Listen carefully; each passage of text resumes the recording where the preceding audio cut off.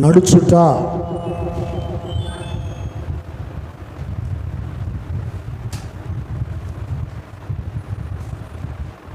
తెలుదా? ఎవరికి తెలిసినా చెప్పరా? దేవునితో నడుచుట. ప్రియమైన దేవుని యొక్క బిడ్డలారా, దేవుని పాద సన్నిధిలో మనకు హనోకు అన్నటువంటి ఒక మంచి భక్తిపరుడు, మరణమును రుచి చూడకుండా కొనుపోబడినటువంటి వ్యక్తి హనోకు.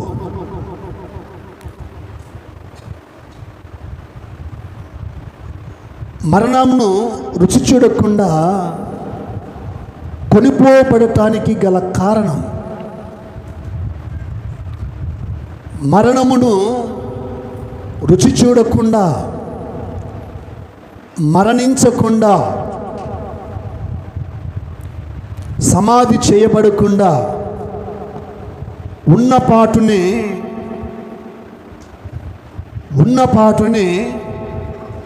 దేవుని సన్నిధికి కొనుపోబడిన వ్యక్తి ఎవరంటే హనోకు. హల్లెలూయా, హల్లెలూయా.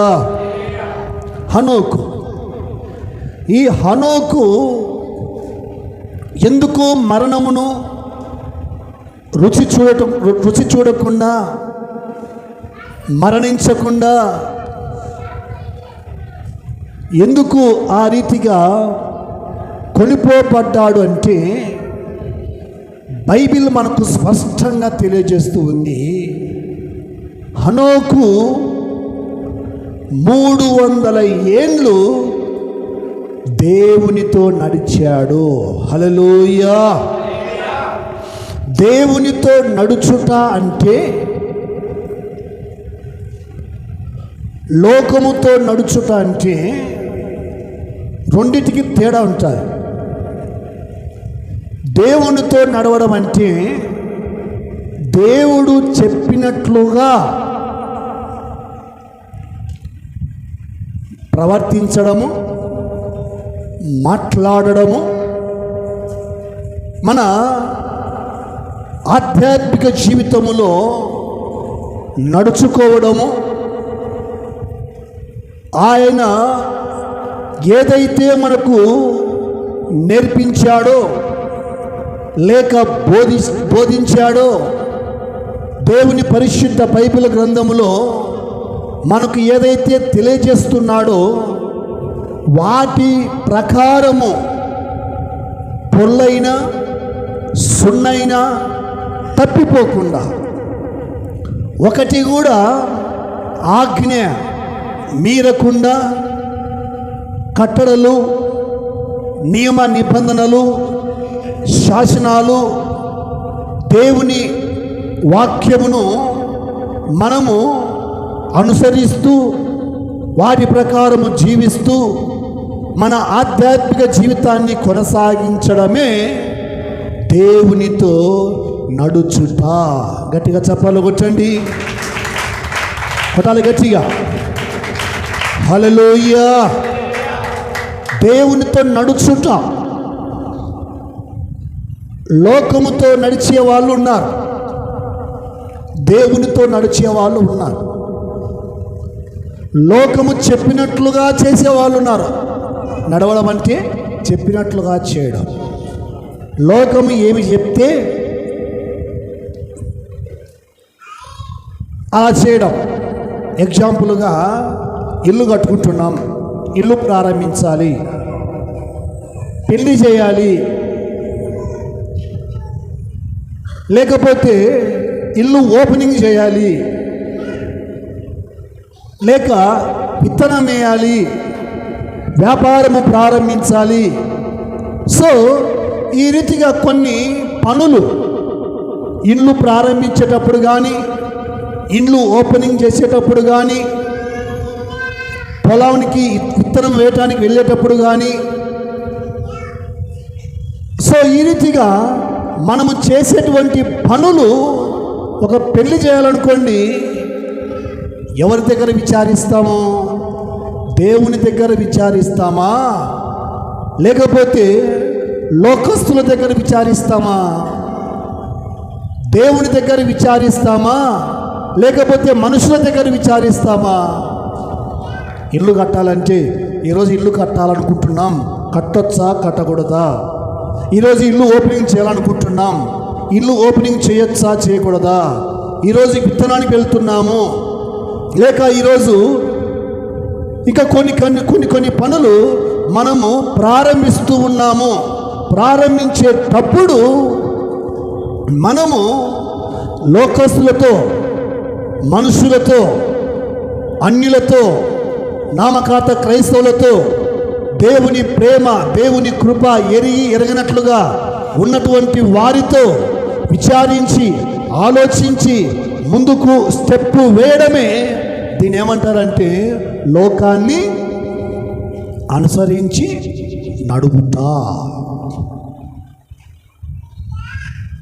నడుచుట. దేవుడి బిడ్డలారా, అయితే దేవునితో నడుచుట అంటే ఏమిటంటే, దేవుని యొక్క వాక్యములు స్పష్టంగా రాయబడి ఉంది. 7 దినాలు మంచిది మంచిది మంచిది మంచిది అని ప్రభు సెలవిచ్చాడు. ఆ 7 దినాలలో మనము దేవునితో ఉండడము, ఏ పని ప్రారంభించినా ప్రార్థనతో ప్రారంభించడమే దేవునితో నడుచుట. హల్లెలూయా! దేవునితో నడుచుట, దేవుడు చెప్పినట్లుగా. దేవునికి బిడ్డలారా, చాలామంది అంటూ ఉంటారు, వాళ్ళ ప్రకారం ఒత్తిగిన అంతేమ్మా,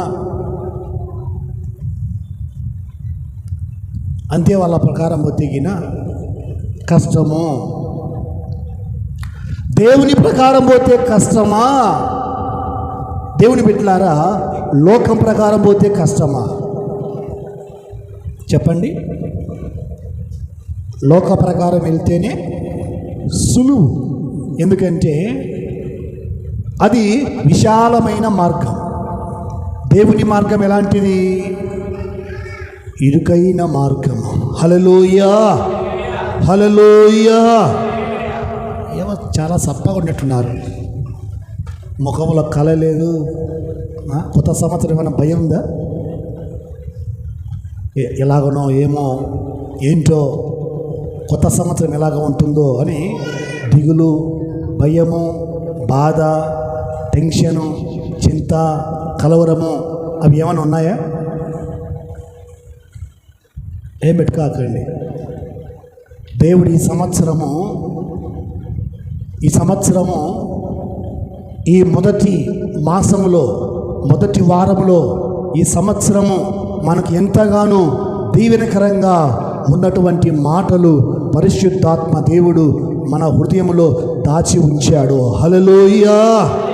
మన కోసమును సిద్ధపరిచి ఉంచాడు. ఈ 2025వ సంవత్సరము మనకు, ఇదిగో మనం చేసే పనికి, ఉద్యోగానికి, వ్యాపారానికి, కూలి పనికి, వ్యక్తిగతానికి దేవుడు ఈ 2025వ సంవత్సరము ఏమి దాచి ఉంచాడో, మనము ఏమి చేస్తే దేవుని ఆశీర్వాదాలు ఈ 2025 పొందుకుంటామో, దేవుని బిడ్డలారా, ఈరోజు పరిశుద్ధాత్మ దేవుడు శ్రేష్టమైనటువంటి సంగతులు మన కోసము సిద్ధము చేసి ఉంచాడు. హల్లెలూయా! హనోకు, బైబిల్ చెప్తూ ఉంది, హనోకు 65 ఏళ్ళు బ్రతికి మెతూషెలను కనెను. మెతూషెలను కన్న తరువాత 300 ఏళ్ళు దేవునితో నడుచుచు కుమారులను కుమార్తెలను కనెను. హనోకు దినములన్నీ 365 ఏళ్ళు హనోకు దేవునితో నడిచిన తరువాత దేవుడు అతనిని తీసుకొని పోయెను గనక అతడు లేకపోయెను. హల్లెలూయా!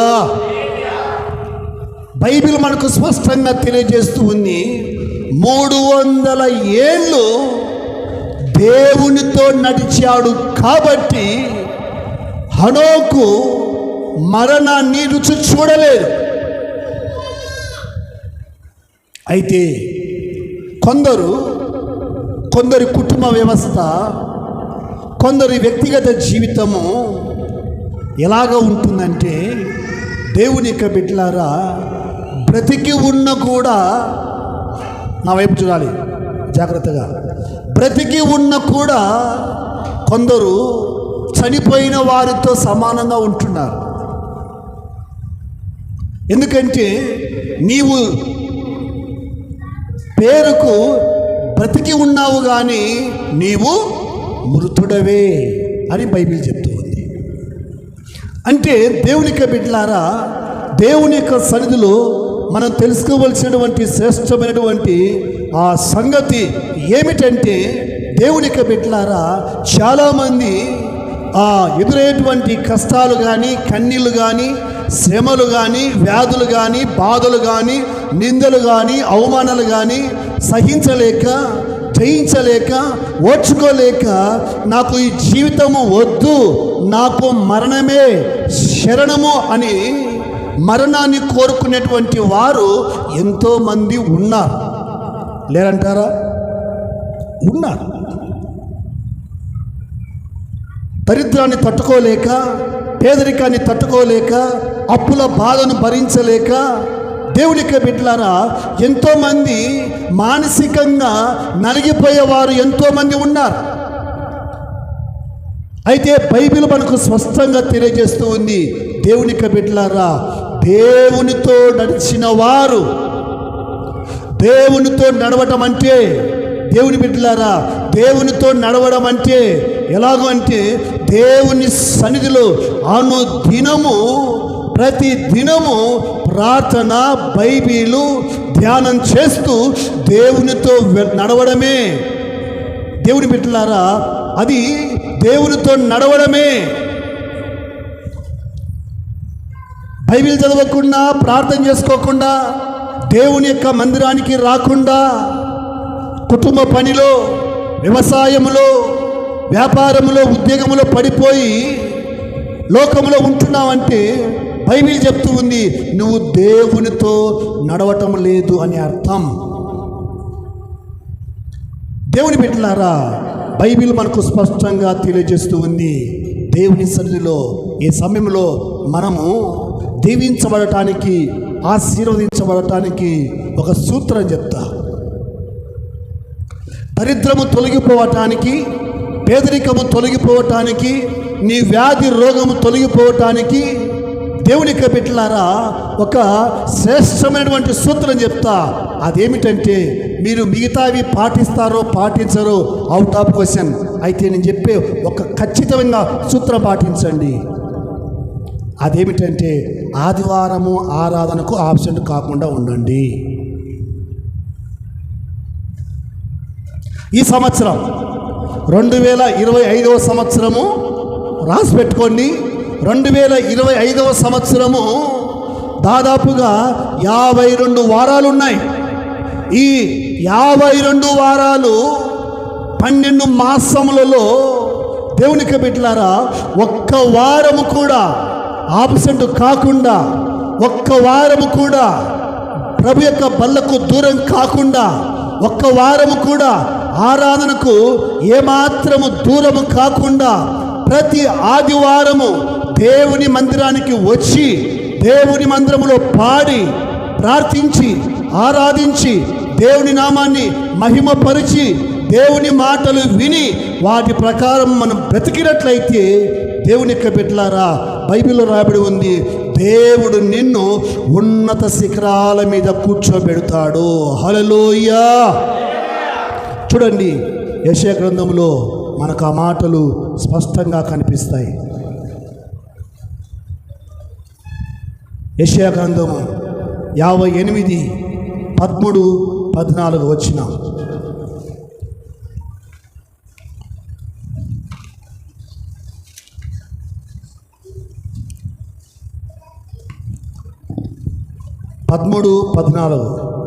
నా విశ్రాంతి దినమున వ్యాపారము చేయకుండా నాకు ప్రతిష్ఠితమైన దినమని నీవు ఊరుకుండని ఎడల విశ్రాంతి దినము మనోహరమైనదనియు యెహోవాకు ప్రతిష్ఠ దినమనియు ఘనమైనదనియు అనుకొని దాని ఘనముగా ఆచరించిన ఎడల నీకిష్టమైన పనులు చేయక వ్యాపారము చేయకయు లోకవార్తలు చెప్పుకొనకయు ఉండిన ఎడల నీవు యెహోవా యందు ఆనందించెదవు. దేశము యొక్క ఉన్నత స్థలముల మీద నేను నిన్ను ఎక్కించెదను. నీ తండ్రి అయిన యాకోబు స్వాస్థ్యమును నీ అనుభవములో ఉంచెదను. యెహోవా సెలవిచ్చిన వాక్కు ఇదే. గట్టిగా చప్పట్లు కొట్టండి, కొట్టాలి గట్టిగా. హల్లెలూయా. ఏమని బైబిల్ చెప్తుంది? విశ్రాంతి దినమున, నోట్ చేసుకోండి, విశ్రాంతి దినమున వ్యాపారము చేయక, విశ్రాంతి దినమున నీకిష్టమైన పనులు చేయక, విశ్రాంతి దినమున లోకవార్తలు చెప్పుకోక. ఎన్ని మాటలు ఉన్నాయండి? విశ్రాంతి దినమున, ఇది ప్రతిష్ఠించబడిన దినం, పరిశుద్ధ దినం, ఆశీర్వదింపబడే దినం.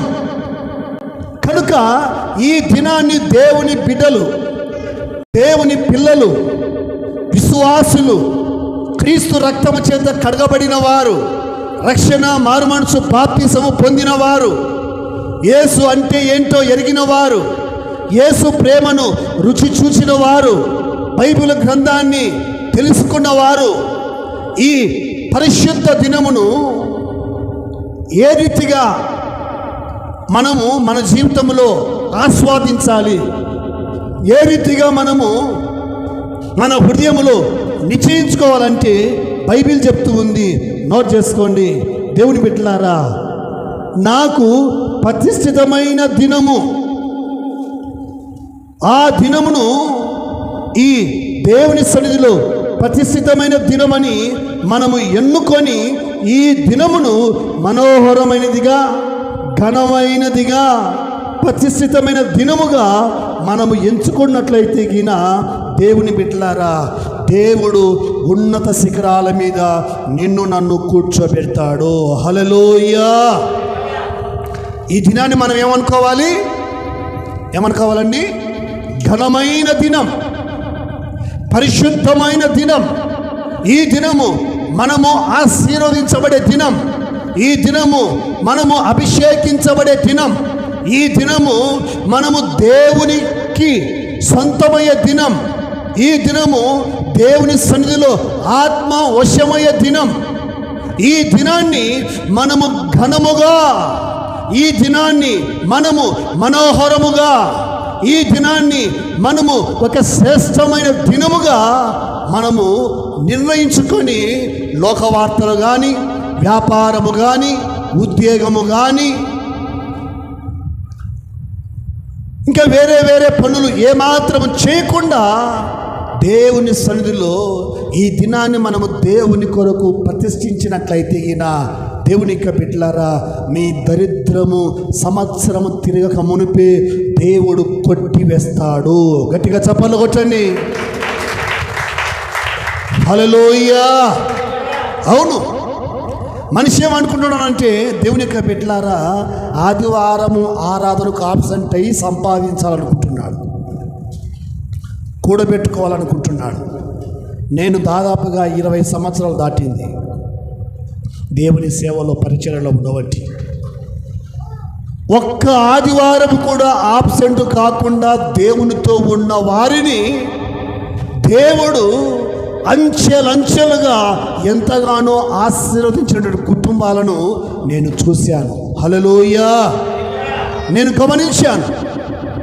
ఒక్క ఆదివారం ఏదో పరిస్థితులు బట్టి, ఏదో పరిస్థితుల ప్రభావాన్ని బట్టి ఆబ్సెంట్ అయిన వాళ్ళు ఉన్నారు. కానీ ఒక్క ఆదివారం కూడా ఆబ్సెంట్ కాకుండా ప్రతి ఆదివారం దేవుని యొక్క మందిరానికి వచ్చి దేవుని పనిలో పాలుపంపులు పొంది ప్రార్థన చేసి ప్రభు బలలో పాలుపంపులు పొంది దేవుని సన్నిధిలో స్తుతించి ఆరాధించి మహిమపరిచి దేవుని సేవలో దేవుని పరిచర్యలో సంఘంలో ప్రత్యక్షంగా పరోక్షంగా దేవుని సేవలో ఉన్నటువంటి కుటుంబాలు దేవుని బిడ్డలారా, దేవుడు ఖచ్చితంగా ఒకానొక రోజు సమృద్ధిగా దీవిస్తాడు. హల్లెలూయా, హల్లెలూయా. అలా కాకుండా ఆరాధనలకు ఏదో టైం ఉన్నప్పుడు, ఏ పనులు లేకుండా ఉన్నప్పుడు, ఇంటి పనులు కానీ పొలం పనులు కానీ ఇంకా లోకములో ఉన్న ఏ పనులు లేకుండా ఈరోజు ఏ పని లేదు కాబట్టి మందిరానికి వెళ్ళి మందిరంలో కూర్చుందాము అనుకున్న వారి యొక్క పరిస్థితి కూడా నేను చూశాను. దేవుని బిడ్డలారా, నీవు నేను దేవుని సన్నిధిలో ఈ దినాన్ని మనము మనోహరమైనదిగా ఎంచుకోవాలి, ఘనమైనదిగా ఎంచుకోవాలి, శ్రేష్టమైనదిగా ఎంచుకోవాలి, ప్రతిష్ఠిత దినముగా ఎంచుకోవాలి.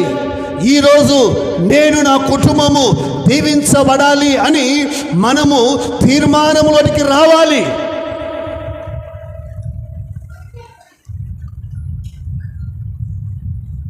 ఐశ్వర్యవంతులు కావాలి, ధనవంతులు కావాలి, గొప్పవాళ్ళు కావాలని అందరికీ ఉంటుందా ఉండదా? అందరికీ. కానీ ఎందుకు కాలేకపోతున్నాం? నన్ను కూడా కలుపుకుంటా. ఎందుకు కాలేకపోతున్నాం?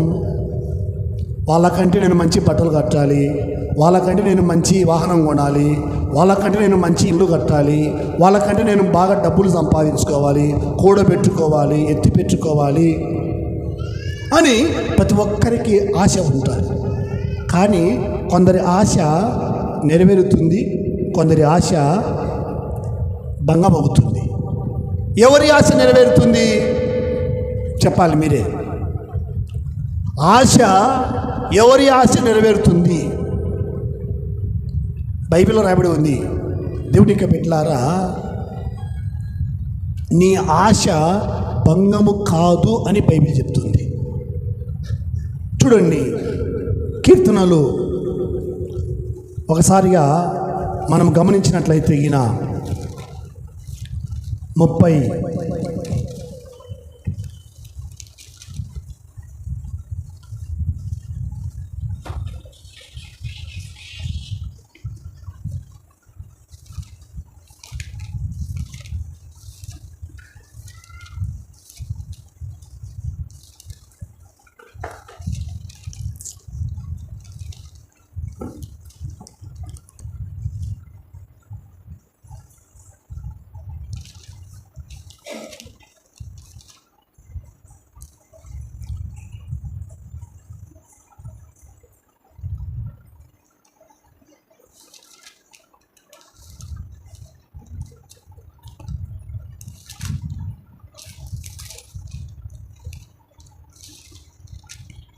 30